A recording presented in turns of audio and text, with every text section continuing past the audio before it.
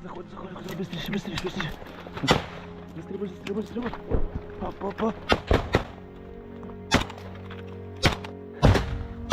Давай.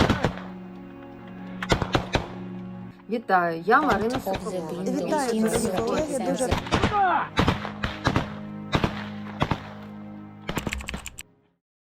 The librarians stay with their communities. They are actually one of the first institutions that were reopened during the first months of the war to support their folks, even though the war was unfolding. And they continue to remain open, understanding that there is shortage of funds. We're not even talking about collection development because at the moment it's not something that libraries can afford doing. Libraries have been heroic in this war. And we learn a lot about capacities of public libraries in the wartime in terms of supporting communities during crisis, but also in terms of actually participating in the defense of the state. We can definitively say that some of the libraries had been targeted particularly. I spoke to one refugee from Zaporizhia region, from Selo Mikhailovka. In their village, book burning took place for a week.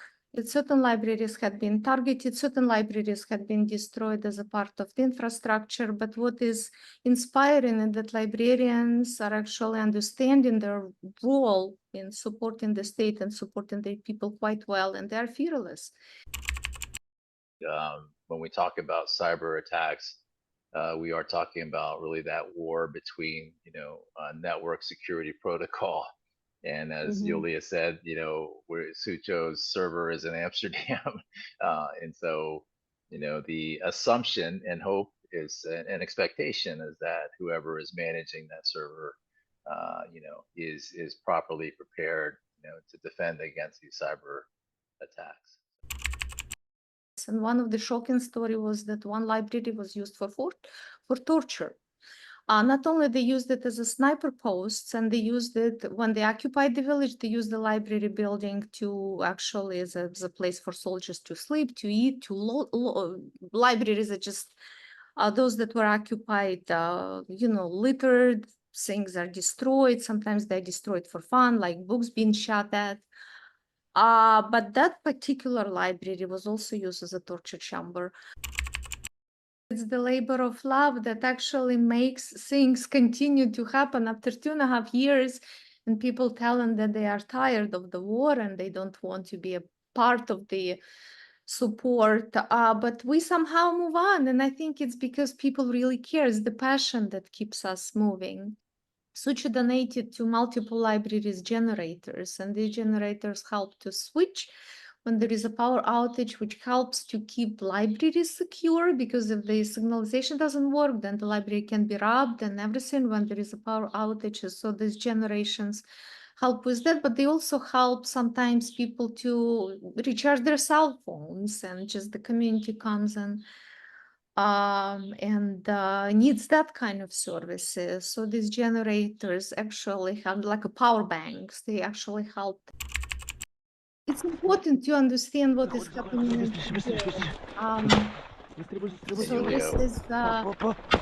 this is why I ask Kelly to keep that just realistic. It's What always strikes me about this footage is Kathy, notice how there's very little cover, right? And so it just gives you an indication of the sheer brutality and courage of fighting this way, right? And you can hear the bullets whizzing by. And so I just get emotional thinking about being in a situation like that, right? Where you can die at any moment. This is the start of the war, and this is the snapshot of what was happening when the contacts took place. You can see, like, to the right, there's flames being thrown down. So to me, this room is more about sort of more concrete representations of the destruction and weapons and soldiers. This room is meant to be a more hopeful room. Sunflowers are a symbol of Ukrainian pride and hope. So you can see each of these pieces have sunflowers That one, that one piece is very hopeful to me, like rebirth and, a hopeful future. When you see the impact on the children and their message, I think it just reaffirms that violence is not the way. Hello, everyone. Thank you for joining us today. We have a very important and heartfelt discussion ahead about the situation of Ukrainian libraries and its impact on the cultural heritage and the lives of the local people in Ukraine. So I would like to start by introducing our wonderful guest. We have Dr. Anthony Chow, professor and the director of San Jose State University School of Information, Dr. Ulia Gosart, assistant of professor of San Jose State School of Information, and Sara Clair, graduate assistant also from San Jose State School of Information. Thank you all for coming and being here. Thank you, Kathy, for having us. Thank you. So to begin, let's take a moment to understand why we are here today, because Ukraine is facing a challenging time. And in this channel, Library Hunter, since we care a lot about libraries worldwide, we want to specifically shed light on the challenges for public libraries in Ukraine.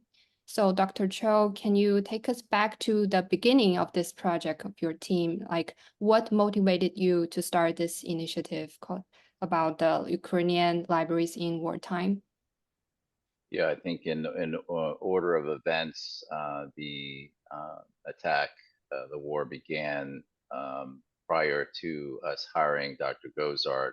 And so like most of the world, I was, and our community was aghast at the aggression and really the needlessness of the war and the suffering of the Ukrainian people. And so certainly the U.S. as an ally of Ukraine, like most of us, we wanted to support Ukraine in any way that we could. And so when Dr. Gosart joined us, I would have to say first and foremost, we hired her because of her passion and history of helping people. And so when she came to me with an idea of helping her people through libraries, I, of course, really felt that this was something we should do. So Ulia came to me asking what I thought we could do. And so what we ended up doing is starting a fundraiser. Because I work for San Jose State, I can't speak for San Jose State. And so what we did is we had a fundraiser through GoFundMe, and we raised about $6,000. But it wasn't just the money, it was the attention that we generated by having that fundraiser. And so SUCHO, which Ulia will talk about, I'm sure, in a little bit, essentially joined us in trying to purchase equipment for Ukrainian libraries to digitize their collections. So certainly we saw the destruction that was occurring, the targeted destruction that we're going to talk about. And so obviously digitizing it and preserving it and protecting it was one of the things we wanted to do. And so one thing led to another. And I think one of the ideas that we came up with as well was a children's art program or competition as a way to both have libraries directly help the Ukrainian people, but also obviously to provide children an opportunity to share in a kind of a therapeutic way, their thoughts on the war. And so that's what led us here, Kathy, and it's how we met, because you came to our session where we not only or Ulia and her colleagues not only held a competition involving 40 plus libraries, but then we had that artwork, had an exhibit, and digitized it and put it in virtual reality so that we could share it with the rest of the world. So with that being said, let me turn over to Ulia, who really is the star of the show. Thank you for sharing that, Dr. Cho. So based on what you just said, I would like to ask Dr. Gosart.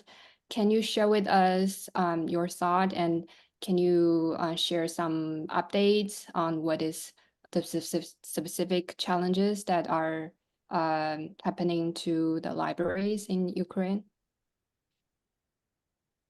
Sure.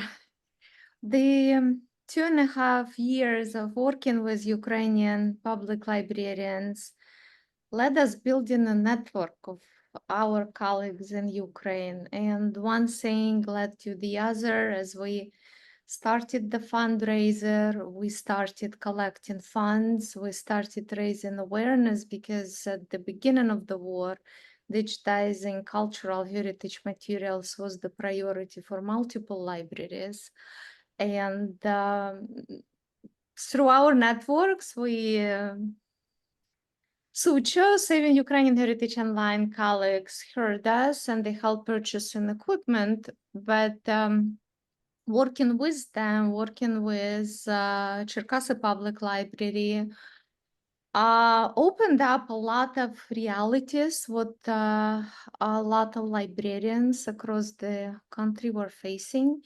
And learning about it on my end from just talking to people led us to start symposia series, so we could invite the colleagues who could share what is happening in their libraries and what is happening in their communities, because the librarians stay with their communities. They are actually one of the first institutions that were reopened during the first months of the war to support their folks, even though the war was unfolding. And they continue to remain open, understanding that there is shortage of funds. We're not even talking about collection development, because at the moment it's not something that libraries can afford doing. But talking to the folks and bringing the folks to our high school and creating the symposia series actually help us not only to build networks of colleagues in Ukraine with whom I continue to communicate by calling, by writing letters, by responding to whatever events I learn about from them or from friends or from the news, like the recent event in Kiev obviously led me to write multiple letters and colleagues from Kiev just saying that we care, we know, we understand, and we are with you, just to support our colleagues by word, emotional. It's very important. I learned it at the very beginning of the war from just talking to people, and I felt demoralized sitting here and just watching what is happening, and I didn't know how I could help while we were still putting together the fundraiser. But understanding that just telling people that we care and telling people that we know and telling people that we're not just sleeping and we're not indifferent is actually a huge help. So that is an inspiring force that's been, at least for our team, to continue moving on, to continue doing different projects, to create the symposium, to actually raise awareness, not only in our high school, among our faculty and students, or people in California, but actually across the country and also internationally. So I don't know. I feel like we are in it until the very end. And it's something that shaped a lot of my work at the moment, shaped work of my students, particularly Sara, because it's a lot of volunteer hours. It's not working for salary. It's just working to do projects, and it's working to just do what is needed. And we're doing the same thing as we see our colleagues in Ukraine are doing, because this is what keeps the library open, and that's what keeps community supported. A lot of people just do it to support their people. So Yeah, it's good to hear that people are becoming aware, and we're seeing a lot of international efforts and supports. During the ALA conference, I have watched multiple videos filmed by the Ukrainian librarians, and I'm going to also attach those videos too. So we are seeing a lot of destructions of the library sites and also the collections of the libraries. So what are your thoughts on those attacks? Do you think it's kind of like a deliberate destruction for the cultural heritage, or is just universal for all the buildings? I think Yulia can definitely speak to it, but I absolutely, Russia is well known for their cyber attacks and their misinformation campaigns, and so definitely we hear that a lot of these attacks are deliberate. And again, I've heard examples of where they've rebuilt libraries and essentially stocked them with their own books, rewriting history. So I do believe it's deliberate. It is part of, it's a cultural attack. So outside of the physical attack, it's a cultural heritage attack against the Ukrainian people. But Yulia can speak, I think, more to that. What is particular about this war, it's a very different war, at least from my experience of war, where information has a very important component. Part of the information warfare is obviously propaganda and spreading lies about the war, deep fakes. But another part is also security and providing vital information to local communities. And again, given that public libraries were among the first institutions to open, whether or not they could afford it, had funds, had people to serve the libraries, many turned into humanitarian centers, many welcomed people who just moved, internally displaced. Libraries had been heroic in this war. And we learn a lot about capacities of public libraries in the wartime, in terms of supporting communities during crisis, but also in terms of actually participating in the defense of the state. For me, it was very new component and new knowledge about what public librarianship and librarianship in our time is all about. And it actually prompted me to talk to colleagues and ask them a variety of questions of how libraries support their communities, but how they also participate in defense of the state.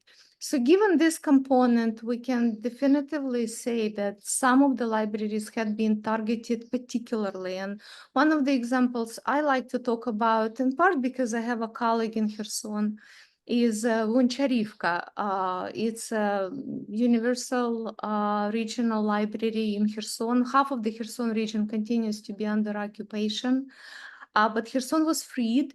And the library is one of the largest depositories of southern Ukraine, and included collections not only about the Kherson region, but also about Crimea. And as you probably know, Crimea had been occupied since 2014. So destruction of Kherson collections and Kherson building was actually deliberate because as a main repository of historical materials of the history after 1999, it had valuable evidence that supported Ukrainian rights over Crimea. And destructing these collections and burning them would help with the narrative of Russia claiming that Ukraine is a part of Russia. So it's just a small example of why certain libraries are actually on the map to be destroyed. Destruction of Ukrainian books in Ukrainian, books on Ukrainian history is quite common, particularly on the occupied territories. I spoke to one refugee from Zaporizhia region, from Selo Mikhailovka. In their village, book burning took place for a week. It took them a whole week to destroy the whole books that they had. It was a big village before they brought their own books, their own textbooks, and the textbooks that Russia produce are quite particular. I've looked at one of those textbooks on history, which is a book that they use on the occupied areas, but also in Russia, and ways in which they talk about history and contemporary, and the way in which they talk about the war sounds like a science fiction. So yes, of course, the long answer and the short answer that certain libraries had been targeted, certain libraries had been destroyed as a part of the infrastructure. But what is inspiring is that librarians are actually understanding their role in supporting the state and supporting their people quite well, and they are fearless. they're standing strong and they're heroic people to whom, we will admire.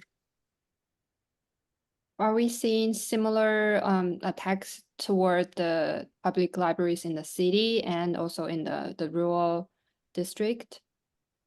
Well, it depends. We don't have a lot of evidence. Like in Kherson again, just because I have a colleague there, I spoke about rural libraries on the occupied areas, and one of the shocking story was that one library was used for torture.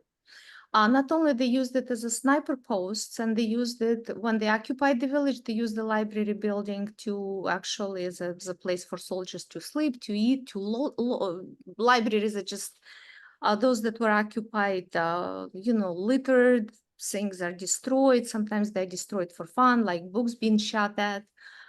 But that particular library was also used as a torture chamber. So it depends again. They might be destroyed as a part of infrastructures, but in the cities, the cities that are under Russian occupation, they actually invest into libraries and invest into bringing their own literature and books, particularly patriotically focused. And then they, enlist the youth actually to change their minds. And this is something that I find quite scary about the patriotic and propaganda campaigns when they try to develop a new generation of fighters, Ukrainian youth, who would go and fight against their own people. We see this happening in Crimea from what I've heard from colleagues from there. And it also happens, all these patriotic youth campaigns in the occupied areas of Kherson. Yeah, speaking of propaganda, that reminds me of the cyber attacks of sometimes it's targeting libraries, public libraries, such as the one in 2023 in British Public Library, because basically the public libraries have a lot of privacy information for the patrons. So the hackers were asking for some Bitcoins in exchange for those privacy data, but actually they released those approximately 600 gigabytes of data online, and the library is still under severe technology outage.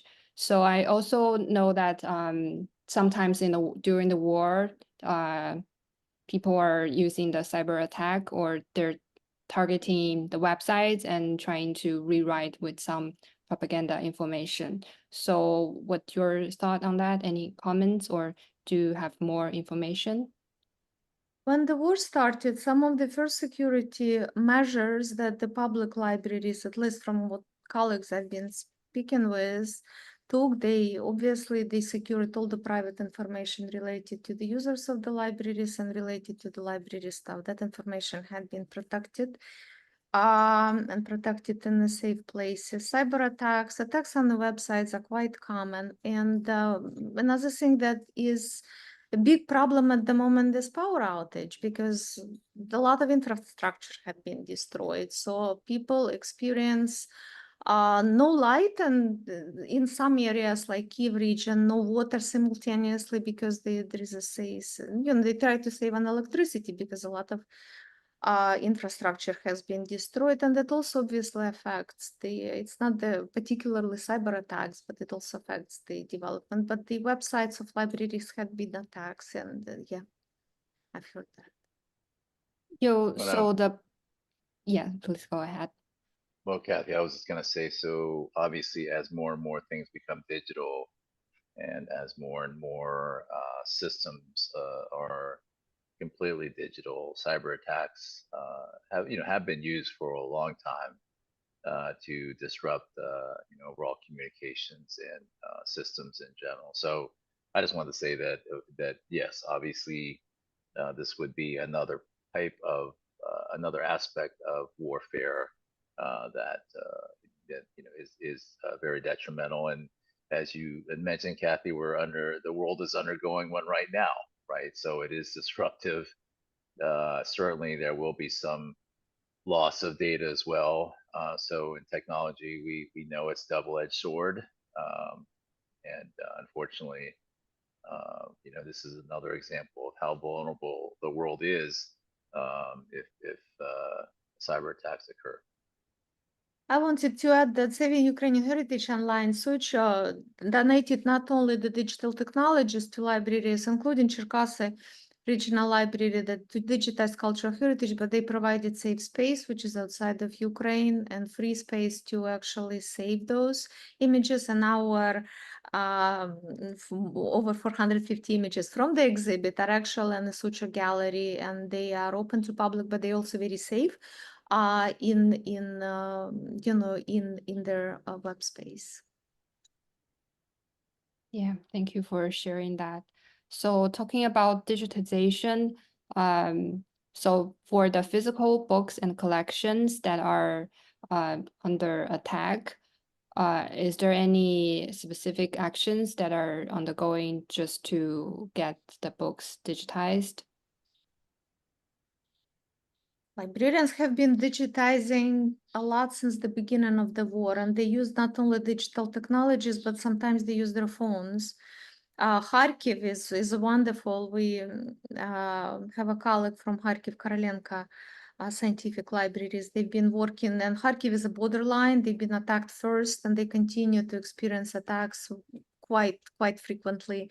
But they standing strong, they continue to move on, and digitization is a huge, because their collections go back to centuries ago, and they had some rare book collections, unbelievable collections. Even just like the history of the book collection was my favorite of what they have had, but it's just a small component of what. And digitizing is underway under very difficult conditions, even when it's not only digitizing because the building can be attacked, but it is digitizing because of the fire, because of the water, because of the just destructions, and there are no ultimate conditions for the collections to be preserved during that kind of. And Kharkiv Library is one of the examples, but multiple libraries continue to experience that. So digitizing helps to at least protect certain things that might be destroyed and probably will be, given the So you mentioned in the IFLA conference that there is a digital library department. Was it created just for before the war or during the war? And also mentioning about the web archiving. So I'm also interested in that. What is web archiving about? Digital. Cherkasy created a digital Cherkasy Universal Library. That's the one that held the contest, and we've been working with Cherkasy since the beginning of the war. That was the first library and the first region we started working with, and we continue to work with this region. The books that we collected are gonna go to Cherkasy, the books that we collected at IFLA, so they could share with the villages and with the children who are in these villages and internally displaced families. But with Cherkasy and SUCHO support, Cherkasy Universal Library was able to actually create during the wartime a digital unit, because before the war it was very difficult to get grants to buy printers, to buy scanners, to buy computers. It did not have that. And because of our support and then support of our partners, they were able to not only get scanners to digitize technology, to digitize ethnographic materials that the library has, but also to create the whole electronic unit. So that was a wonderful story, actually, that had happened. But maybe Sara could talk about creating an archive of ruined libraries, our new project that we embarked on very recently. Yeah, so that's our new project. I see it as being very linked to the Children Draw War project, especially in light of photographs of ruined libraries being in the VR show. So those are some of the libraries that we're going to include.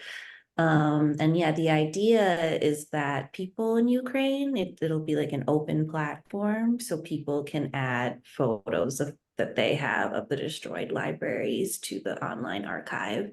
And we're working with people who probably could tell you more about the technical aspect than I could.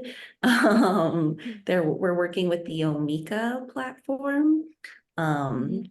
But yeah, I think our other colleagues could talk more about the technical aspect. But we have the photographs on our drive now and are working with an intern who's helping to organize them and translate the text. And we I work with see. Ukrainian Library Association, who actually gave us the photos that they could share, because a lot of information is not shared for security reasons, but those are particular cases of complete destruction of libraries that had been documented and shared with Ukrainian Library Association. They've been shared with us particularly for this project, and Ameka is going to work with Ukrainian platforms.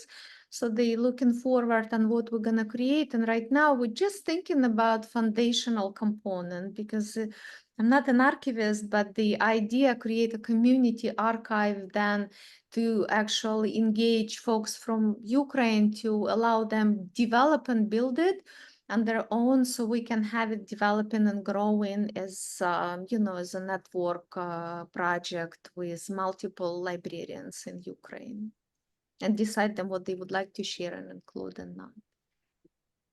I can see a lot of efforts and people volunteering to contribute to the digitalization and the archiving. So who are the volunteers? Are they mainly from overseas or also from local Ukrainian community? We have a good colleague of mine, Rhonda Clark, who is at not the Clair University. They've changed recently. I forgot. But Rhonda is another faculty member from another school who knows Ameka, who's been building community archives for multiple years. So she decided to support it as a volunteer and got some of her interns helping us out, not from San Jose State, but from other library schools. So we right now working on that platform, and we hope to finish it by end of summer, and then we would be looking for grants to be able to actually pay Ukrainian participants so they could develop but also get paid for it, because with the symposia, for example, we've been paying short little honorariums to our symposia speakers, and our Kharkiv colleagues, for example, use this honoraria to pay for the internet, to just because the library funding at the moment in Ukraine covers state funding, community funding, covers only utilities and salaries. It doesn't cover collection development. It doesn't cover anything else. And we've been also doing book donations. We've done a little bit of village book donations to children in Kyiv region, just because these villages cannot buy any books, and this is why we did the book drive at ALA, because we know how collection development is difficult. It is, but idea is to take this platform when it's ready and then start working with Ukrainians when we can actually hire people to, or pay people to be able to do this, so they could provide them some support, some material support, in addition to providing them an opportunity to document the destruction of libraries. Kathy, I just wanted to emphasize too that we're providing some very small funding, right, to the whole team, but certainly it's a combination of funding and volunteering your time, right? So, but I definitely think, Kathy, for the most part, in terms of organizations and business, it's very important to provide funding so that it's sustainable, right? So volunteering it's hard to sustain success through only volunteers, right? And so I think, going back to your question, I think everybody involved in this project, it is a labor of love with a little bit of funding, right? So Kathy, obviously, if you're not funded at all, after a certain point, you feel resentful, right? Where you're just giving. And so I think what you're seeing with our team here is a good mix. Obviously, Ulia, all of the librarians involved in Ukraine, I would say that's volunteering. And of course, all the children involved as well. So, so I think that kind of defines, and again, all of the other names that I gave you, a very small amount of funding, but then a lot of labor of love, volunteering work, if you will, right? Or if you do it by hour, a very small amount per hour, based on the work that's been done. Yeah, speaking of funding, I really like to move on to the next topic about the international collaboration. But before we move on, I still have one question regarding the digitalization, because we are talking about uploading or storing the digitized data. So how do we make sure that our storage is safe during this wartime? And or another more fundamental question is about the power, because like you said, we have a lot of power outage in Ukraine. So how do we make sure that the data is secure? Well, I would say for the artwork, right, Ulia, SUCHO is the one that has the actual digital records of all 450. And is that, do you know where those servers are? Is it at Stanford or No, this is actually in Amsterdam. Amsterdam? Okay. Yeah. Yeah. And so, Well, you know, Kathy, you're quite, that's a good question. And obviously, when we talk about cyber attacks, we are talking about really that war between, you know, network security protocol. And as Yulia said, you know, where Sucho's server is in Amsterdam. And so, you know, the assumption and hope is an expectation is that whoever is managing that server, you know, is properly prepared, you know, to defend against these cyber attacks. So, and Kathy, in the end, it is always a pendulum, right? So, in other words, it goes back and forth. And so yeah, Kathy, the cyber attacks and protecting, it'll be a constant battle, right? It's going to go back and forth. So, yeah. I also started an Instagram page, and my goal is to have all 450 pieces on it. So eventually the works will exist in more than one place too. I'd also Yeah, like to add, yeah, Sarah is great. Sarah does so much. As a faculty mentor, that's not recorded, but I just want to say thank you. Sarah's been working really hard on this. And it's like Anthony said, it's the labor of love that actually makes things continue to happen after 2.5 years. And people telling that they are tired of the war and they don't want to be a part of the support, but we somehow move on, and I think it's because people really care. It's the passion that keeps us moving.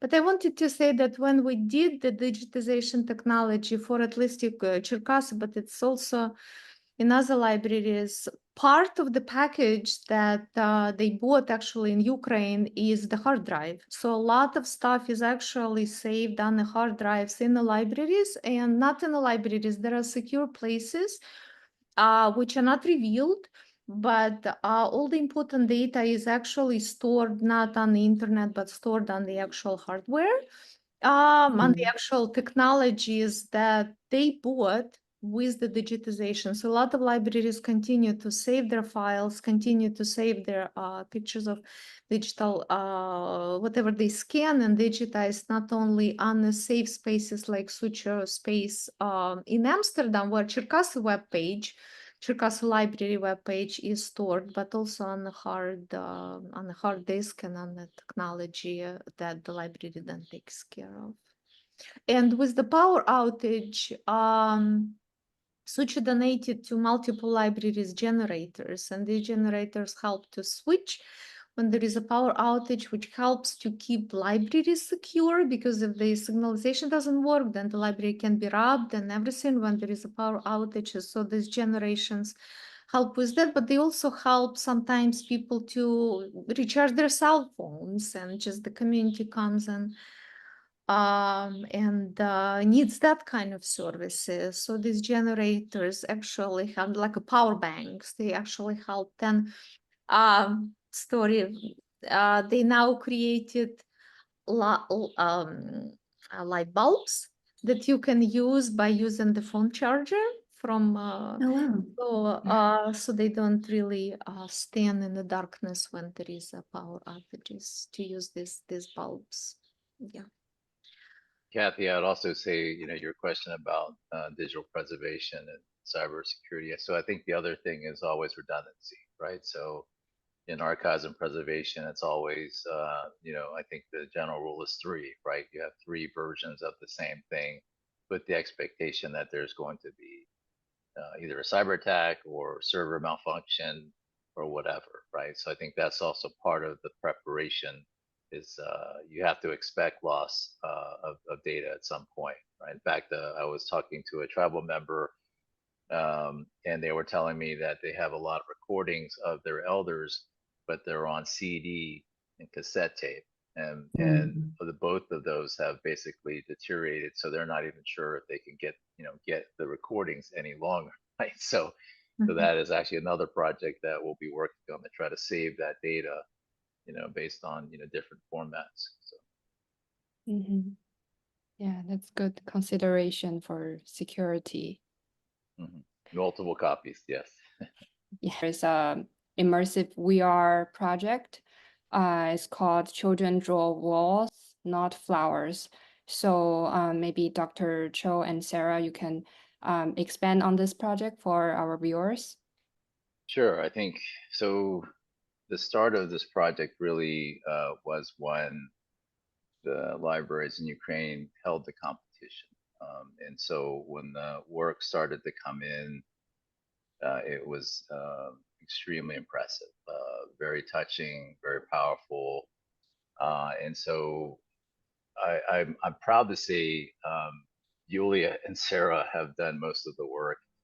But I'm proud to say that given my role as the chair, we provided the resources. And so Kathy goes back to when I was just a regular observer wanting to help, and this was an opportunity to help. And so I'm really proud of what Ulia and Sara have accomplished, and Kelly and a whole large team that's not here with us. But it does start with funding, Kathy, right? Not only passion, but funding. And I did want to say before we jump in, at SUCHO, they basically took what was $6,000 and raised it to 25,000, right? And so it's an example again, Kathy, of all of us doing our part and kind of it growing and evolving. So going back to the art, so the art was extremely impressive.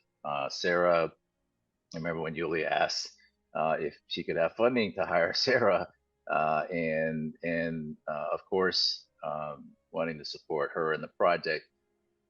We greenlit that, and again, Sara and her work is just again also incredible. So why VR? Well, Kathy, I'm assuming you were not able to make it in person to see the art in San Jose at our ML King Library, and that is why we wanted to put it in online in a virtual reality, right? We wanted the art to be able to speak to more people. We want everyone to have open access to this. And virtual reality, Kathy, is three-dimensional. So unlike a website, we're able to deliver the artwork in kind of a gallery museum format, right, Kathy? So we're going to show it to you in just a second. But ultimately, unlike a 2D web page, you can move around in the space like you were actually in an art gallery, right? And so that allows you to experience the art in a way that really emulates if you could, in fact, see it in person. And the other thing that I would share is we also have some multimedia components in this, Kathy, that's quite immersive, to be honest, quite troubling. So I don't know if you've spent much time in it, Kathy, but it also helps establish the context of the war. And I think, again, the emotions that the Ukrainian people and the children are facing, right? And so I think any good artwork to understand the context of the authors is something that really helps you enjoy the work or feel the power of the work in a more meaningful way. So I would say that would be kind of the context of what we're about to show you. And the last thing I would say, then I'll let Sara maybe jump into is that again we have found allies in this work, Kathy. So XR Libraries, John McLeod, Kelly Rausch, all while we provided funding, took it to a whole nother level, right? And so I'm just really proud of our whole team because it's an example of providing a little bit of funding and support, and then letting people take it and just do amazing things with it. So yeah, we're really proud to. So let me get this. Let me get it shared here. But Sarah, you want to continue as I share my screen? Yeah. So it was interesting because I was working on the curation of the physical show the same time I was working on the curation of the virtual reality show. And one of my favorite things, but also the most challenging thing is that 450 pieces were produced in the contest, and about 60 had traveled to America for display. So I already knew, like, okay, most of these 60 pieces are going to be in the physical show. But then for the virtual reality show, I had 450 pieces to choose from, but that was kind of great because some of the best pieces we didn't have physical access to. So the VR show really allowed to be a place where some of the best works could be seen. Including the Then, grand prize winner, right, Sarah? So the top artwork, Kathy, obviously they didn't want to release the art. And so in order for us to share the grand prize, it is in virtual reality. Only place you can see it. yeah, and a couple other pieces that are just like my absolute favorite are only in the virtual reality show. And then also I feel like, so a lot of the immersive, they're rooms filled with ruined libraries. And to me that, like Dr. Chow was saying, to give context to the children's work, but I also feel like that ties back into how this all began, which was a competition within libraries. So I like that libraries are like directly celebrated or thought about in the VR show. And then, of course, accessibility too. I always think about that. Like people can watch from the comfort of their bed or their home and experience the art. So this VR is basically based on web browser, and how many people can enter the system at the same time?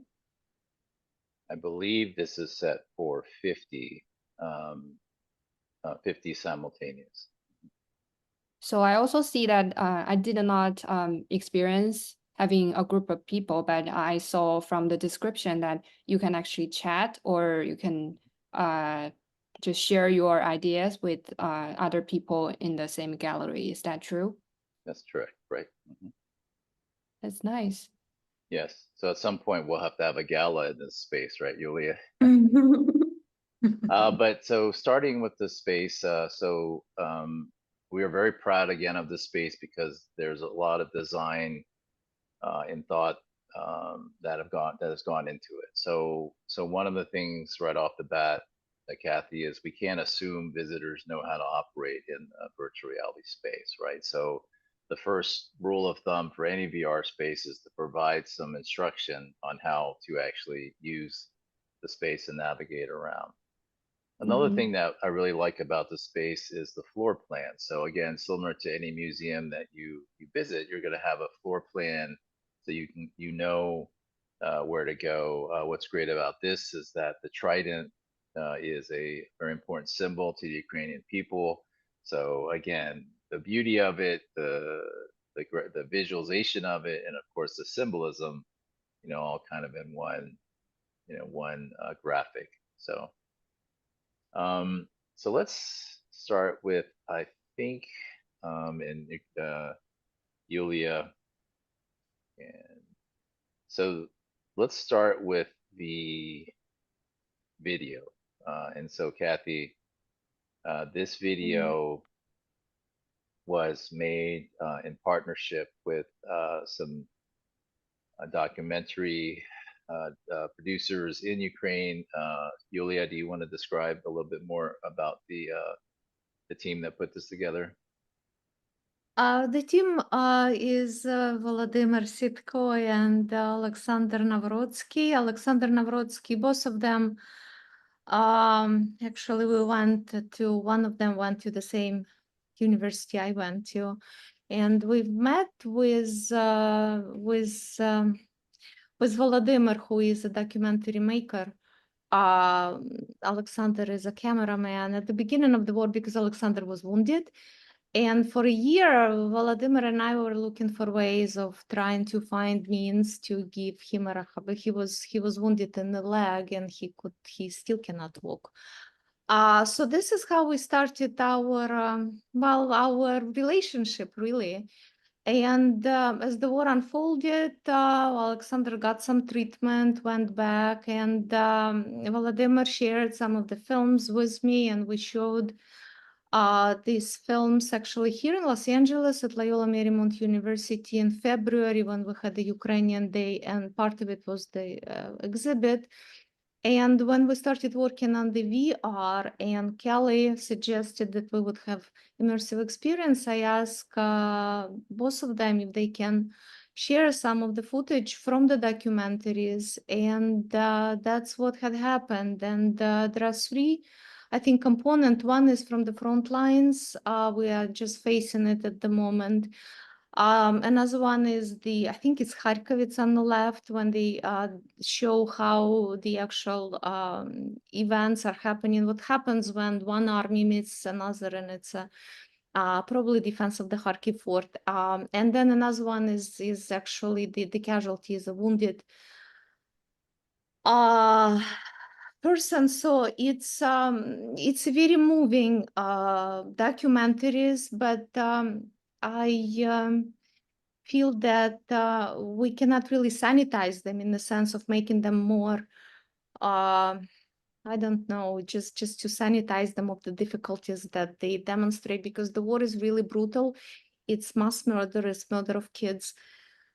And to share it with people who have not ever experienced the war, we hope can help to do something about creating a more peaceful reality for all of us, because I feel at least that our world is not a safe place at the moment. So that's sort of a larger objective of our work.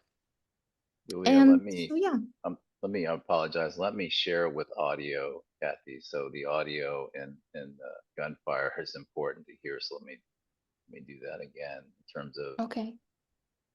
yeah, the power of what we're watching. Yeah, let's do that. I'm sure audio is helping a lot on the immersive experience. Can you hear it? No. Oh, wait. Okay, now we hear it.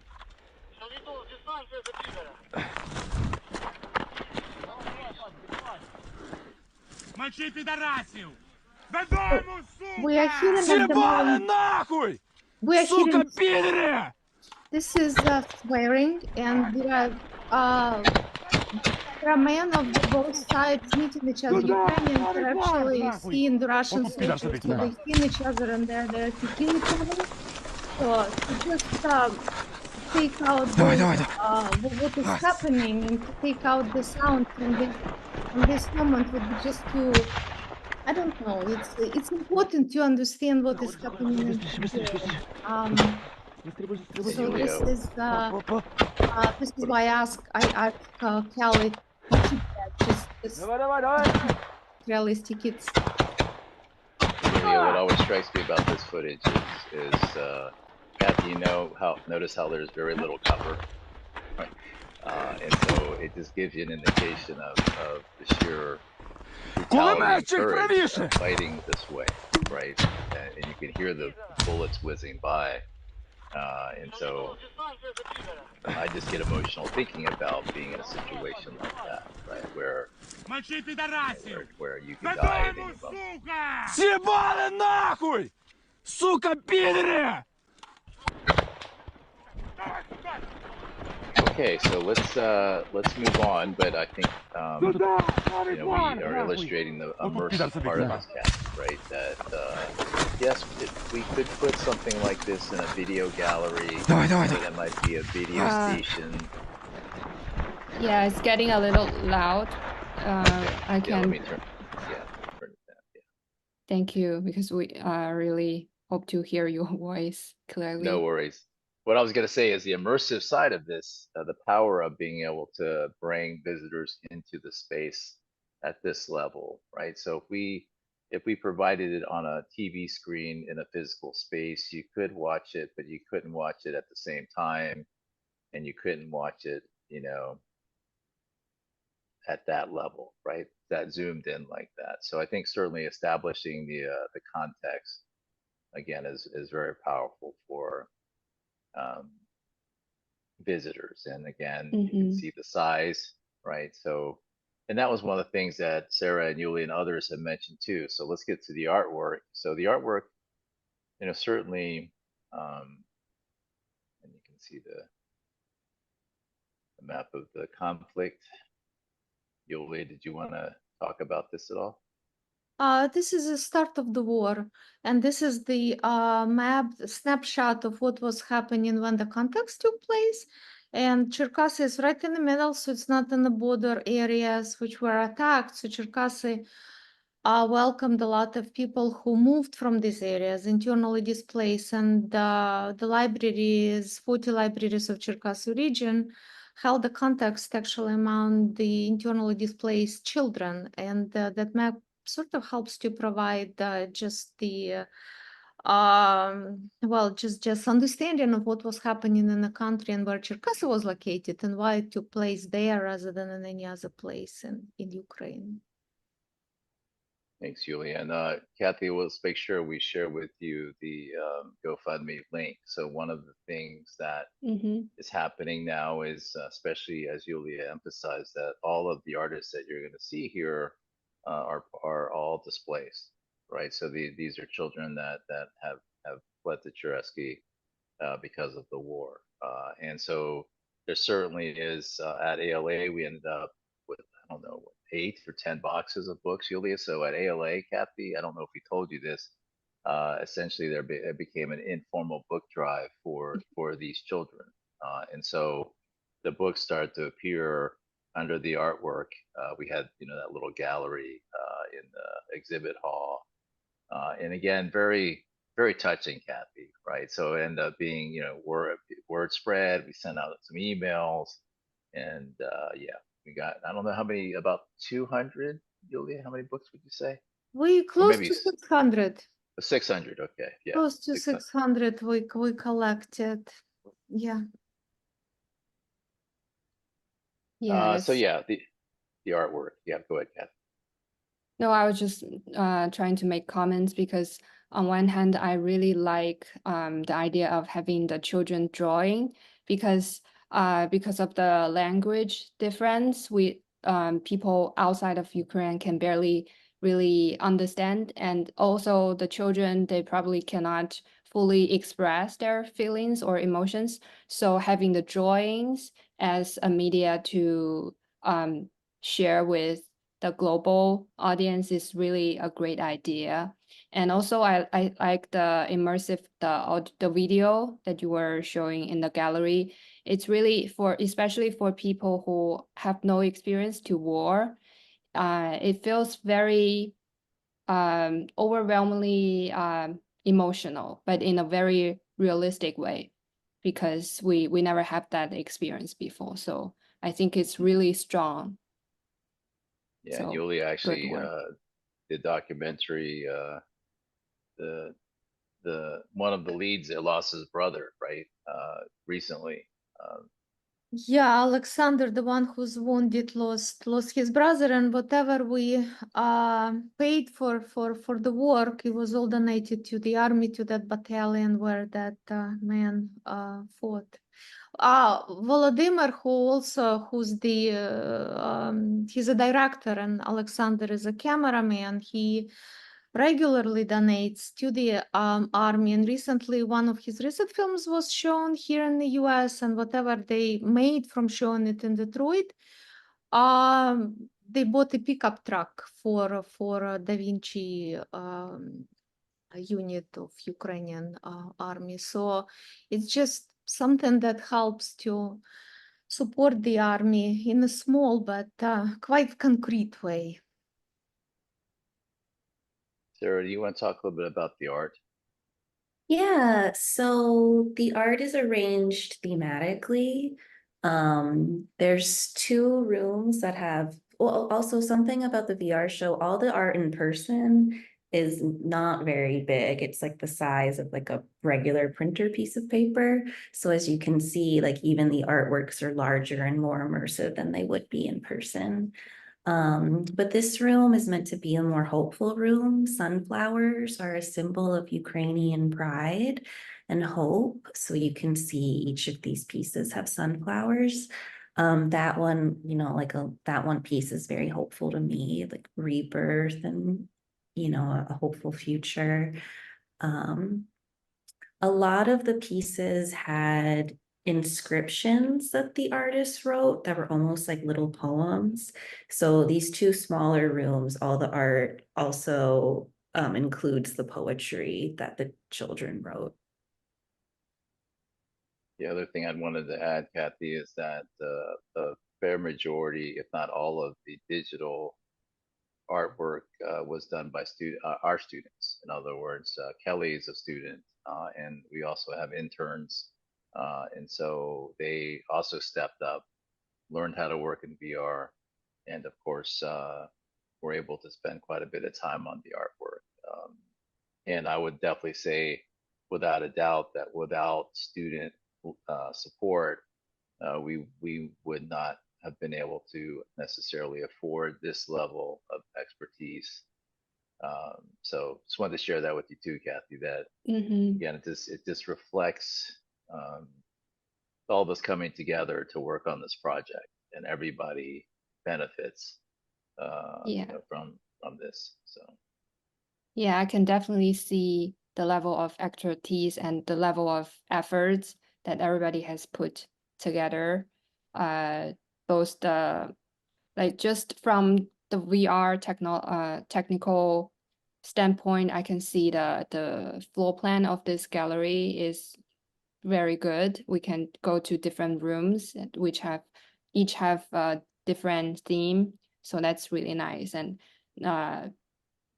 also, of course, the theme and the drawings, the curation, I can only imagine how much effort to collect those for the contest and then select which ones to be displayed in this. So really appreciate your work. Kathy, I'd also say too that I'm sure you've been to a lot of art galleries. There's something to be said about being able to take your time. I'm sitting down. I'm not surrounded by people. I don't feel rushed. I can come back to it at any time.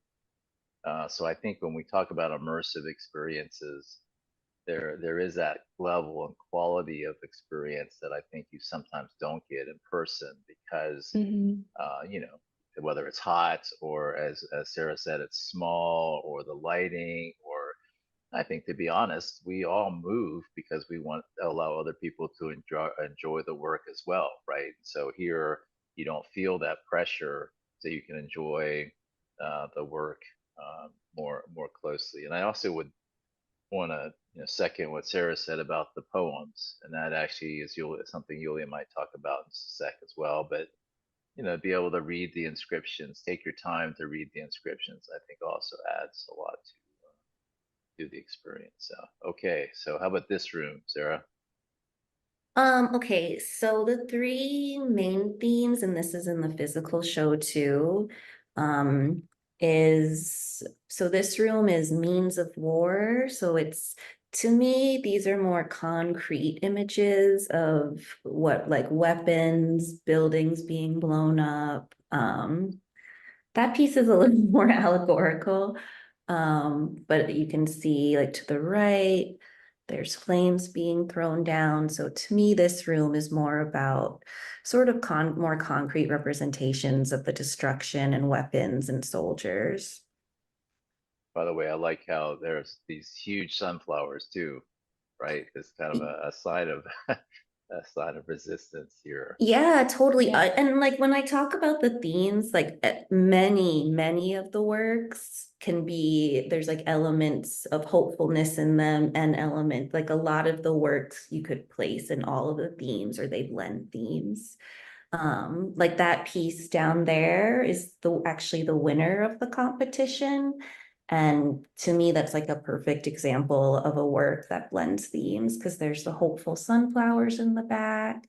You see soldiers. But the story with this one is that like the white figures around the soldiers are guardian angels, and they're all different political figures or artists or writers from Ukrainian history. So it's kind of like the past has come to help protect the present or give the present some hope. But then it's also very violent because of the destruction in the back. I'm sorry to cut you off.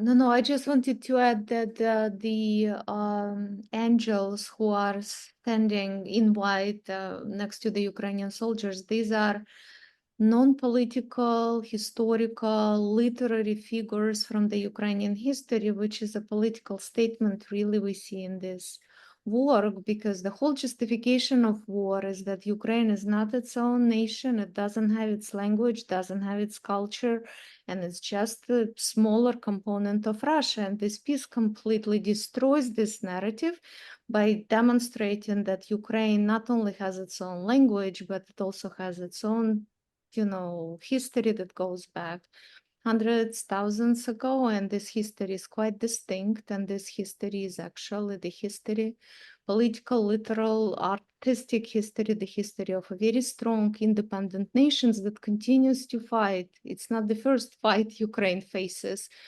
for its independence, and it's never going to be enslaved.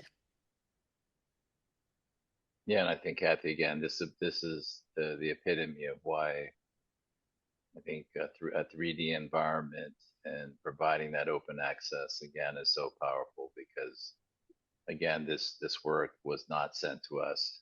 It was is in the appropriate possession of the artist and his family or her family, but now we can see it, and we can see it in a 3D environment. As close, if not in some ways better than the real thing, because this way it's, the artwork is safely protected by the artist while we can enjoy this. So, Yeah, I think it's really nice. So I can really relate to this. I really enjoy going to art galleries and museums, but I also suffer from what is called the museum fatigue. When you go to a museum for the whole day, then you're exactly. too exhausted. So normally at the end of the day, there's still great works there, but you just can barely enjoy, or not to mention to read. Yeah, so this is great. So we can take our time and we can revisit anytime we want. So it's nice. Well, that one is amazing. Yeah, that one we also don't have physical access to. Oh, wow. And yeah, that one's, I love that one because it's like, pretty much sums up the project. It's kid painting work. Some of the pictures were sent to the front lines. That's why Cherkasy did not send us all of the 450 pieces. They picked certain pieces, but certain pieces they just did not possess because they sent those to the soldiers, to our Cherkasy battalions with the care packages. The other thing, Kathy, that is building on what Ulia said, is browser-based means that you don't need a device anymore, right? So I was thinking, Ulia, and I'd be curious, if you hear, it would be great to know if the soldiers are accessing this on their cell phones or other devices, right? So Kathy, ideally, this could be enjoyed by the soldiers on the front lines on their devices, right? Yeah, that's a great idea. I never thought about that. I was just thinking about us for audience in different countries. We can just without any login, but as you said, for the soldiers from the front line, and that's very convenient for them. I'll stop sharing now, but I wanted to also give credit to Tim Bartolf, who's a young man that works for XR Libraries. It was really his expertise that brought it all together, right? So outside, we did the work, but he helped us along with Kelly choose. You notice the color, right, Kathy? Right, so the color is very muted, so that the artwork, really sticks out. So again, Tim Bartolp and Kelly Rausch would be the other one, Kathy. So Kelly, you definitely need to maybe interview her separately, but she Mhm. is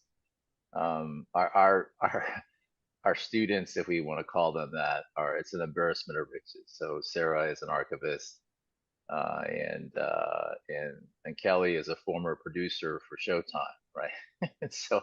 and so she came to us and just kind of organized us, right? So we were floundering without Kelly, but Kelly as a producer came and just organized us all. And she has what's called maybe you can delete this part, Kathy. She has like a producer voice, right? I think she uses the force. so so when she says something, we all do it, just because it's the tone of her voice is you're gonna do it. Um, so she deserves a lot of credit too. So she actually took our interns and showed them how to do this. And again, so this really I stopped sharing, but the artwork really is an example. This whole space is an example again of different people bringing their expertise to the table to make it happen. Right. So yeah, Mhm. that's what I wanted to say. So Tim, I want to show you our love. Kelly, I want to show you our love. And Kathy, I think it would be worth your while to bring them to the table to talk to them Mhm. as well. Yeah. Definitely. Yeah. Since we were talking about the support from the international community, uh, can you elaborate more on who are the international partners that are involved in the preservation of the Ukrainian culture heritage and also the libraries in general?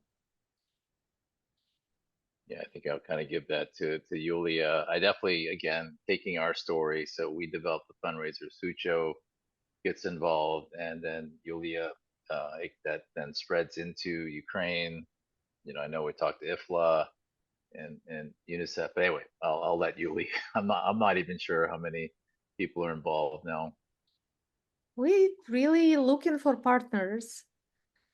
In terms of fundraising in particular, we're looking for partners to support our archival project. We're looking very much for partners to help us with our current GoFundMe fundraiser to support villages. We started the fundraiser in the fall and it hasn't been really going very well. We collected a little bit, and whatever we collected, we actually already spent on buying over 250 books for villages in Kiev region.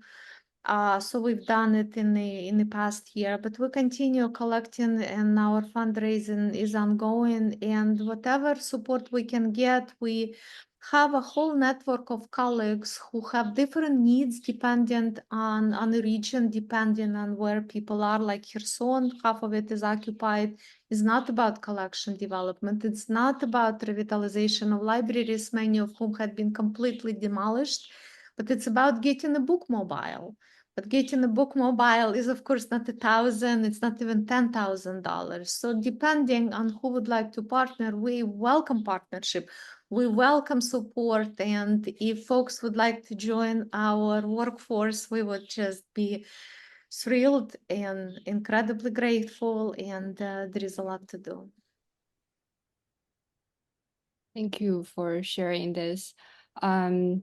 So moving forward, I would like to hear from both of you on this is during this project, do you have a memorable moment or interaction that particularly moved you or some specific conversation or experience that stuck with you and make an impact on how you view the work that you're doing? I mean, for me, it's the artwork. The artwork is emotional. It really carries the impact that the war is having on children. So for me, it's the artwork from the children.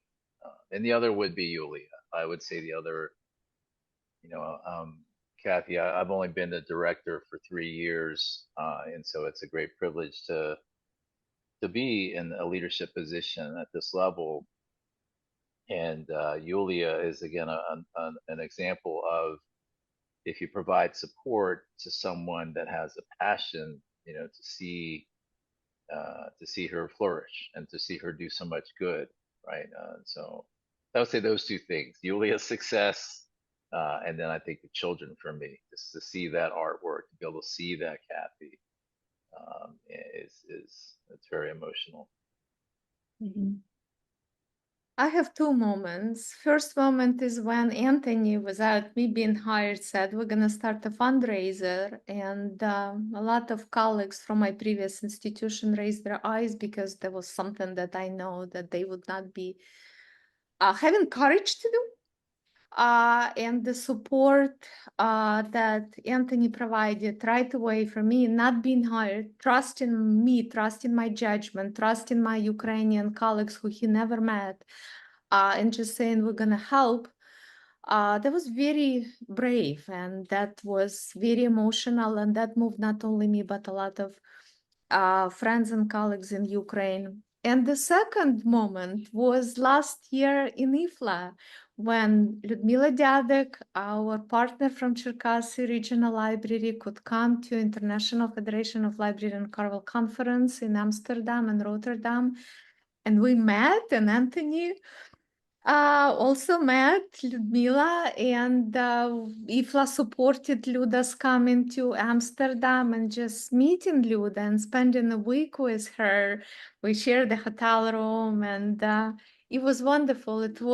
It was absolutely wonderful, and it was so wonderful to bring Luda to this conference and help her share her experiences in person rather than as it has been in our symposia, completely online and virtual. So we hope that something like this is going to happen again. Perhaps my hopes are that for the next ALA conference, perhaps we can find a way of bringing our Ukrainian partner to the US to share experience in person, to meet people in person, and to tell about what is happening in Ukraine in person. It's much more powerful than just sharing the videos.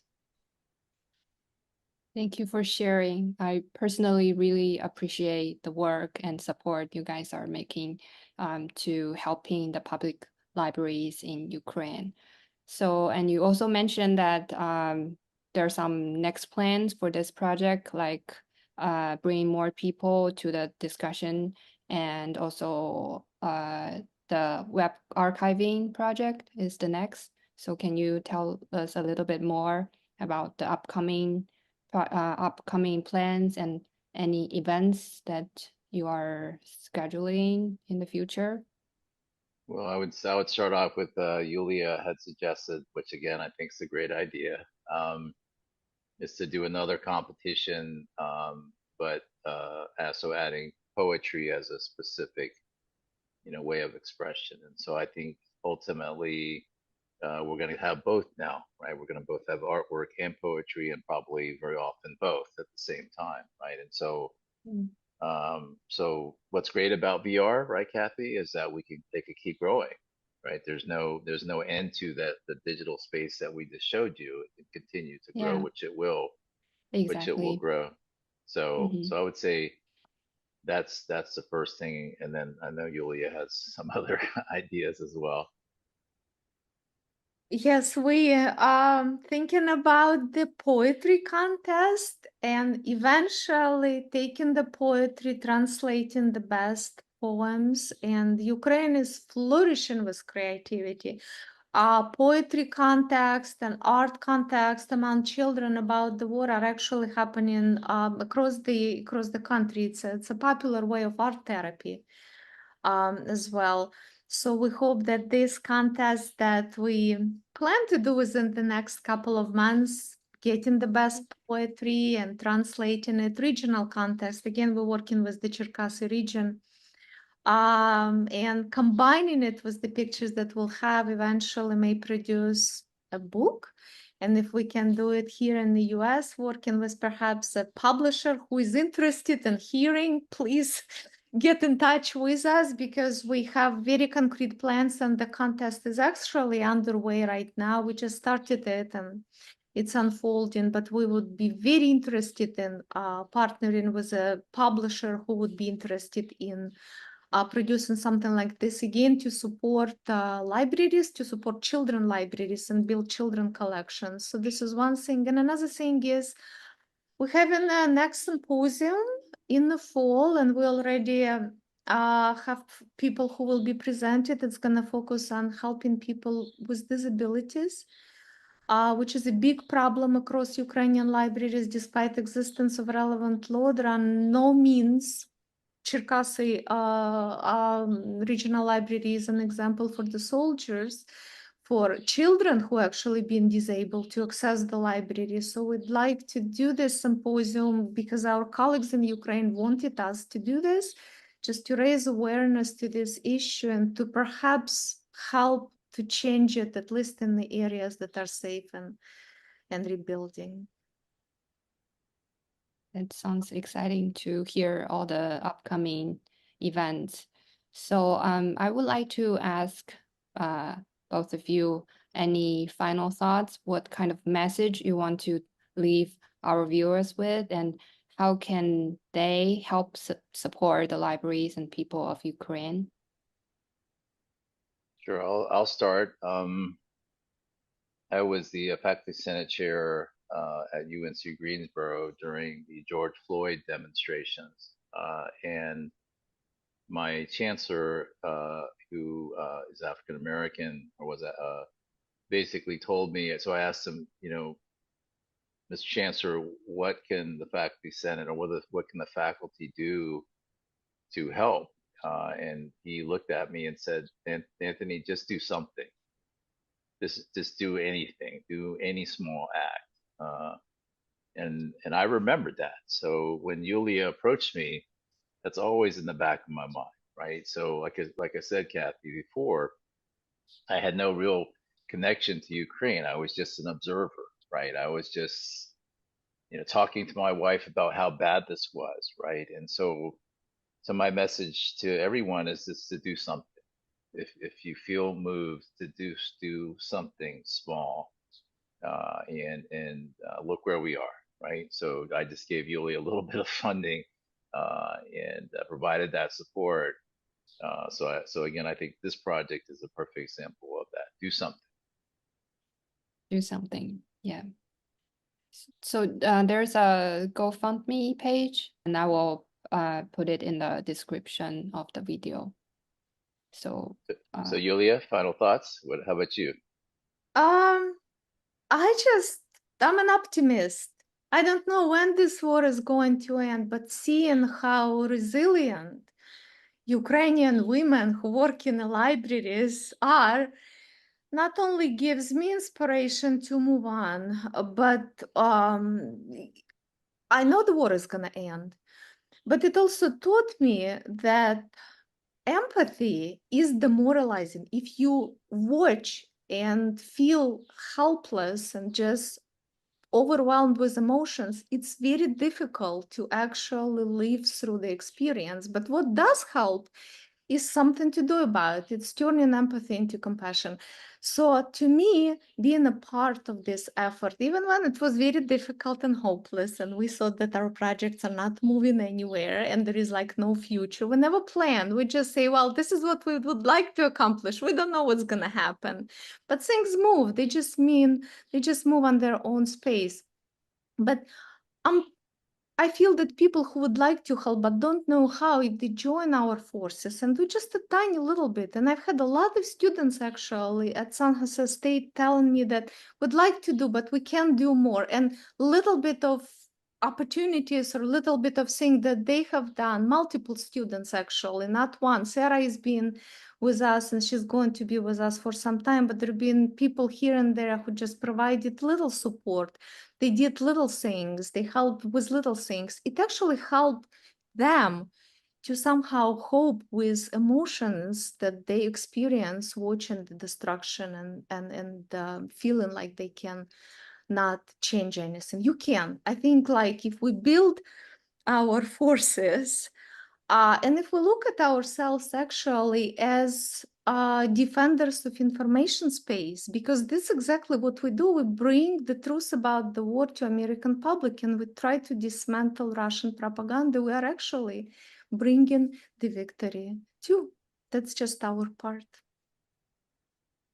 Yeah, and last thing I want to say, Kathy, is I think the children are another example of why violence is not the way, right?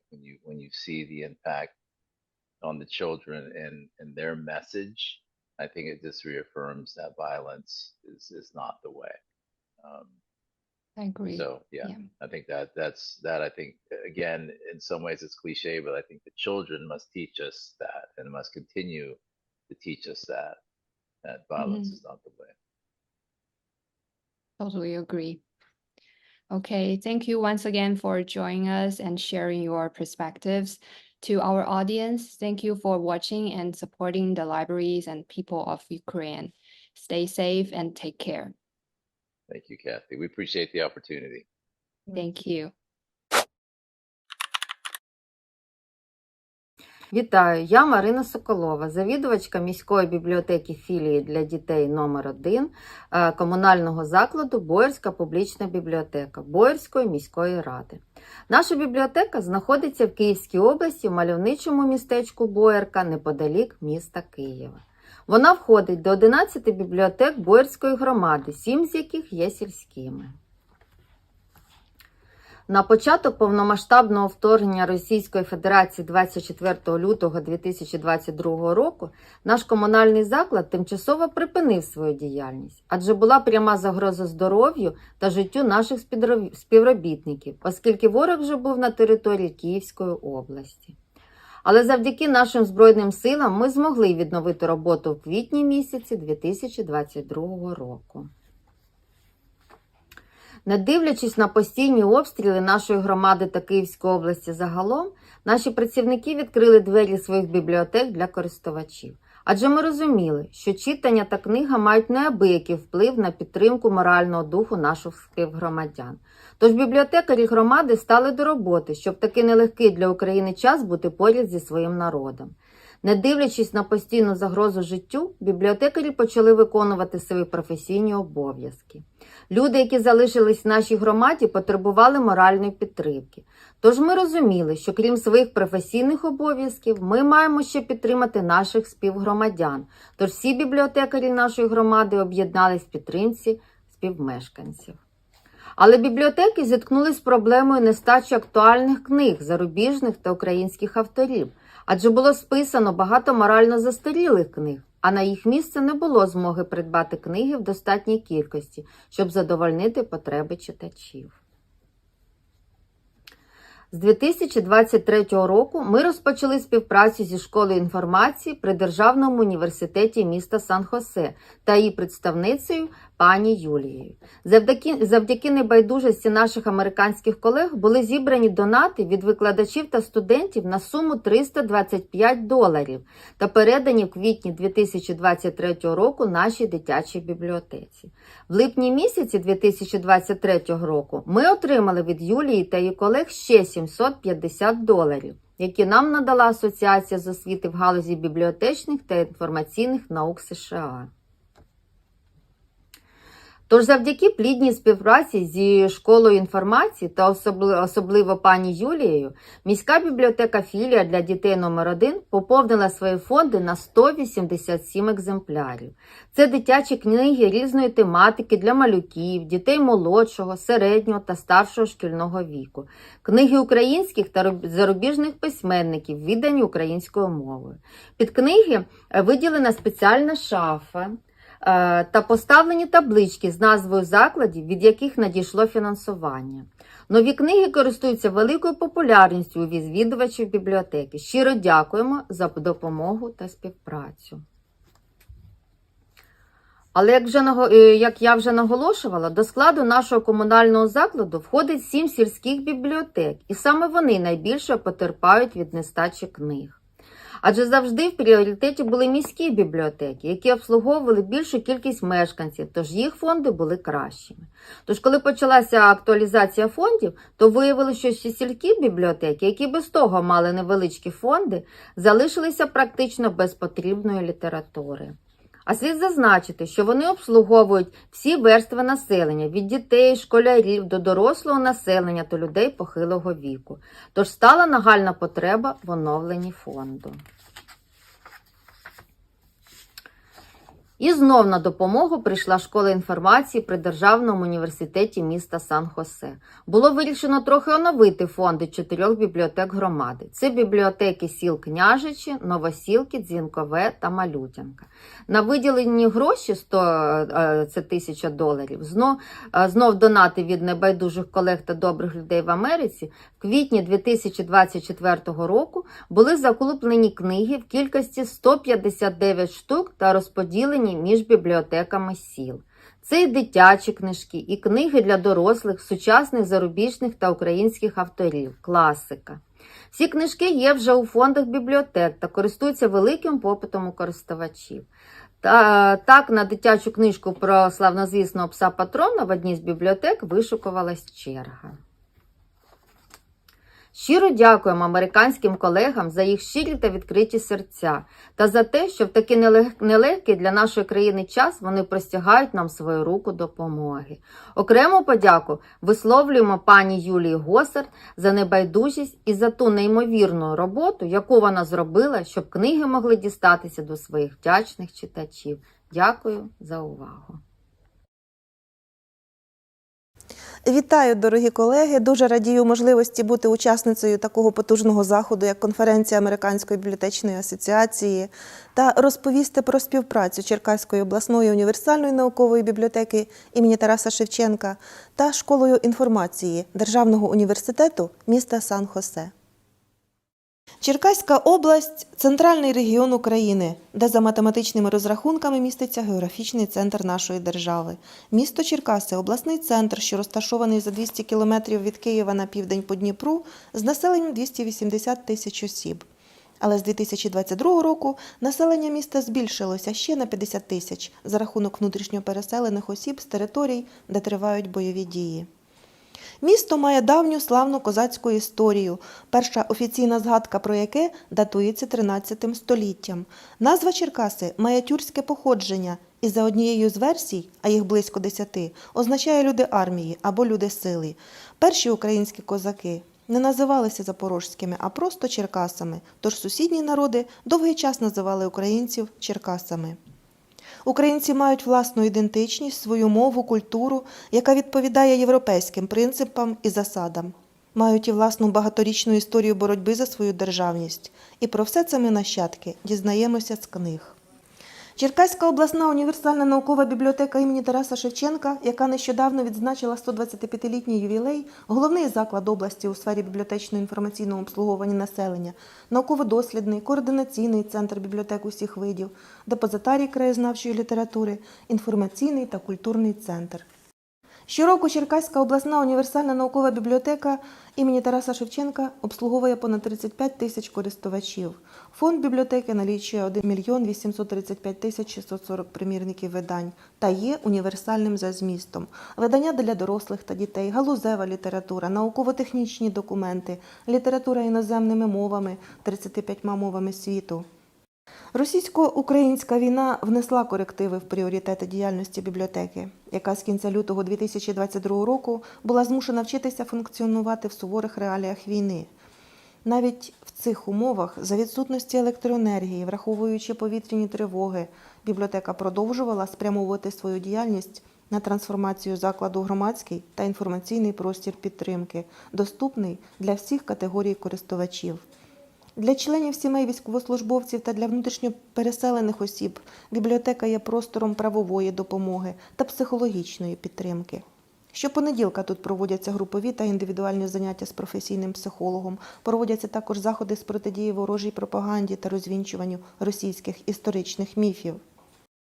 Втілюємо заходи з інформальної освіти. В бібліотеці діють 17 клубів за інтересами. Це клуби з удосконалення української мови, з вивчення англійської мови, що користуються неабияким попитом серед жителів міста, адже володіння англійською мовою сьогодні є державною політикою України. Працівники бібліотеки на постійній основі волонтерять, плетуть маскувальні сітки, збирають кошти для допомоги нашим захисникам. Нещодавно віддали свій одноденний заробіток та придбали зарядну станцію для однієї з бойових бригад.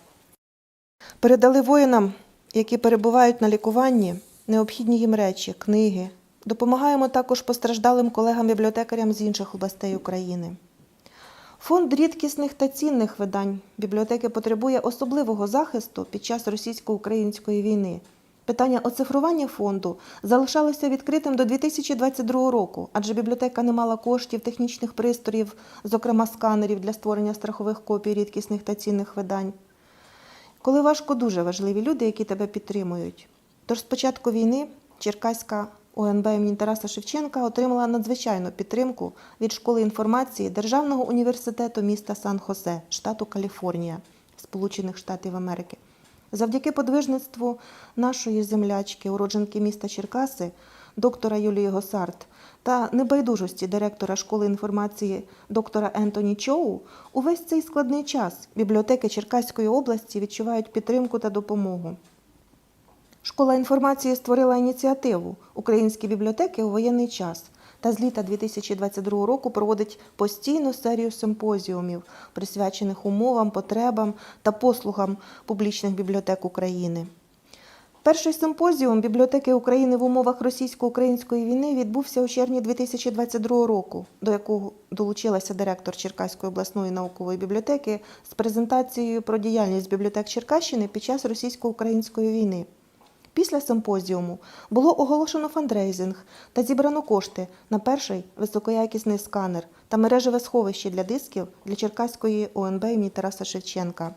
Також спільно ми змогли успішно провести конкурс дитячого малюнку «Війну, а не квіти малюють діти» у 40 публічних бібліотеках області, в яких протягом вересня 2022 року відбувалися мистецькі заходи.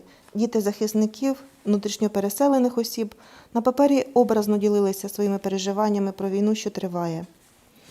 Наші американські друзі та президія Черкаського обласного відділення Української бібліотечної асоціації забезпечили бібліотеки всім необхідним для проведення конкурсу.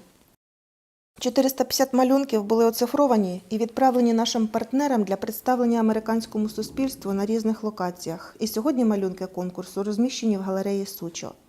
Завдяки SUCHO, Saving Ukrainian Cultural Heritage Online, ініціативі, що спрямована на охорону та збереження цифрової культурної спадщини України під час російсько-української війни, Черкаська обласна універсальна наукова бібліотека у грудні 2022 року отримала надзвичайно потужну допомогу. Супервисокоякісний сканер, нові комп'ютери, принтери, безперебійники, ноутбуки, запчастини для оновлення, підсилення старих комп'ютерів, електричну станцію «Анкер» та змогла розпочати процес оцифрування фонду. В ОНБ імені Тараса Шевченка було створено новий структурний підрозділ – відділ електронної бібліотеки. Також ініціатива SUCHO надала бібліотеці безкоштовне, необмежене за розмірами місце для зберігання наших файлів через платформу Nextcloud. Це стало можливо завдяки безкоштовному програмному забезпеченню Nextcloud та кооперації SUCHO із серверним центром Wasabi в Європі. І тепер електронна бібліотека Черкаської обласної універсальної наукової бібліотеки імені Тараса Шевченка, файли з оцифрованими книгами надійно зберігаються в серверному центрі в Амстердамі та доступні користувачам. Проект SUCHO є значним досягненням в забезпеченні безпеки великої кількості цифрової культурної спадщини України і демонструє, що люди навіть на відстані можуть вживати реальних заходів для захисту культурної спадщини в кризовій ситуації. Роль SUCHO та співпраця з публічними бібліотеками України у збереженні культурної спадщини під час війни. Такою була наша спільна доповідь з доктором Юлією Госарт на 88-му Всесвітньому бібліотечно-інформаційному конгресі IFLA, що відбувся з 21 по 25 серпня в Роттердамі, Нідерланди. За рекомендацією школи інформації Державного університету міста Сан-Хосе та завдяки допомозі доктора Юлії Госарт, отримавши лідерський грант від IFLA 2023, я мала можливість як член Української бібліотечної асоціації відвідувати сесії та виступати з доповідями на конгресі, що об'єднав близько 3000 учасників зі 130 країн світу. які обговорювали найрізноманітніші теми, що нині хвилюють бібліотекарів. Також на сателітній зустрічі в Амстердамі 17 серпня відбулася наша спільна з доктором Юлією Госарт доповідь «Роль українських бібліотек у збереженні культурної спадщини у воєнний час». Демонструвалося відео про роботу бібліотек Черкаської області, що спрямована на збереження культурної спадщини під час війни Росії проти України. Тож моя особиста щира вдячність доктору Юлії Госарт та доктору Ентоні Чоу за сприяння моїй участі у конгресі IFLA 2023. 24 серпня у великих містах Європи відбувалися різноманітні заходи та акції до Дня Незалежності України, організовані українською діаспорою. Перебуваючи в Нідерландах цього дня, нам також пощастило долучитися до багаточисельної патріотичної ходи в Гаазі, щоб привернути увагу до війни в Україні. Відчували підтримку від представників різних посольств та пересічних громадян. У жовтні 2023 року відбувся третій симпозіум, організований Школою інформації «Сільські бібліотеки України в умовах війни», до якого я також долучилася як голова Черкаського обласного відділення УБА, із доповіддю та відеопрезентацією «Сільські бібліотеки Черкащини. Допомога громаді та виклики сьогодення». І наразі триває збір коштів, фандрейзинг від Школи інформації для допомоги 3 сільським бібліотекам нашої області. Співпраця Черкаської обласної універсальної наукової бібліотеки імені Тараса Шевченка та Школи інформації Державного університету міста Сан-Хосе триває. Другий рік дитячі малюнки конкурсу «Війну, а не квіти малюють діти» мандрують Сполученими Штатами Америки, доносячи правду про війну, що триває в Україні. Нещодавно відбулася чудова виставка в університеті Лойола Марімаунт, за що ми щиро вдячні ще одному нашому землякові, уродженцю міста Золотоноша, професору університету теологу отцю Кирилу. Також відбулася надзвичайно потужна виставка і в Державному університеті міста Сан-Хосе. Комусь може здатися, що українці живуть звичайним життям, але кожен з нас в Україні перебуває в стресі. Хтось вигорів всередині, хтось загинув по-справжньому, зламані долі, нездійснені плани та мрії, яким не судилося ніколи здійснитися. Ми не знаємо, чи матимемо можливість прокинутися зранку, чи повернемося з роботи, чи з магазину, і чи взагалі буде куди повертатися. Наскільки ще збільшиться список тих янголів, які більше ніколи не зателефонують. Проте бібліотекарі продовжують тримати свій інформаційний та культурний тил. Ми віримо в нашу перемогу і робимо все, що можемо там, де ми є. Ми надзвичайно вдячні нашим американським друзям і партнерам за те, що здійснили багаторічні мрії бібліотеки щодо оцифрування та допомагають зберігати і популяризувати українську культурну спадщину та доносити правду світові про війну в Україні. Коли ми всі об'єднуємося, то стаємо ще сильнішими.